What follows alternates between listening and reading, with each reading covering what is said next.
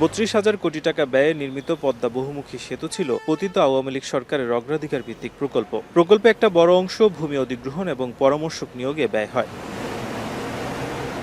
অভিযোগ রয়েছে, জমি অধিগ্রহণের ক্ষেত্রে পদে পদে ঘটেছে অনিয়ম, দুর্নীতি। ৫ আগস্ট পট পরিবর্তনের পর অনুসন্ধানে নেমে দুদক খোঁজ পেয়েছে নানা অসঙ্গতি। দুদক জানায়, ভুয়া রেকর্ড ও জালিয়াতির মাধ্যমে অর্থ লুটপাট করায় মাদারীপুরের ভূমি অধিগ্রহণ কর্মকর্তা প্রমোদ রঞ্জন ঘটক সহ ২৩ জনের বিরুদ্ধে মামলা হয়েছে। আসল কাশ্মীরি মানেই স্মার্ট কাশ্মীরি, একটি তাসমিয়া কসমেটিক্স অ্যান্ড টয়লেট্রিজ লিমিটেডের পণ্য।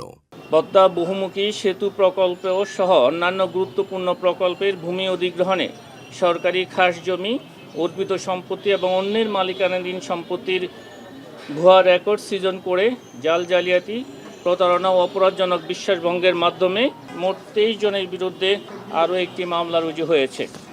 এদিন আওয়ামী লীগের প্রভাবশালী নেতা ও সাবেক বস্ত্র ও পাটমন্ত্রী গোলাম দস্তগীর গাজী এবং তার স্ত্রীর বিরুদ্ধে প্রায় ৩৩ কোটি টাকার অবৈধ সম্পদ ও ২৮৮ কোটি টাকার সন্দেহজনক লেনদেনের অভিযোগে দুটি মামলা করে সংস্থাটি। নিজ প্রতিষ্ঠানের নামে ৬টি ব্যাংক হিসাবের মাধ্যমে ২৫৭ কোটি টাকারও বেশি মূল্যের অর্থ হস্তান্তর, স্থানান্তর, রূপান্তরের মাধ্যমে আয়ের উৎস আড়াল করেছেন মর্মে অনুসন্ধানকালে প্রমাণিত হয়েছে। এদিকে মুক্তিযুদ্ধ মন্ত্রণালয়ের ২৩ কোটি টাকার একটি প্রকল্পের নথি গায়েব ও দুর্নীতির খোঁজে অভিযান চালিয়েছে দুদক। বেশ কিছু নথি নিয়েছে সংস্থাটি। খতিয়ে দেখে ব্যবস্থা বলে জানান দুদক কর্মকর্তা।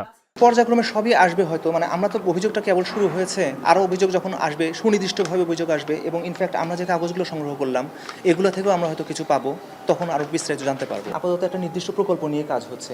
যদি দেখি এই প্রকল্পে অনিয়ম হয়েছে, তাহলে এই সংশ্লিষ্ট অন্যান্য যে প্রকল্পগুলো হয়েছে সেগুলো হয়তো খতিয়ে দেখা হবে।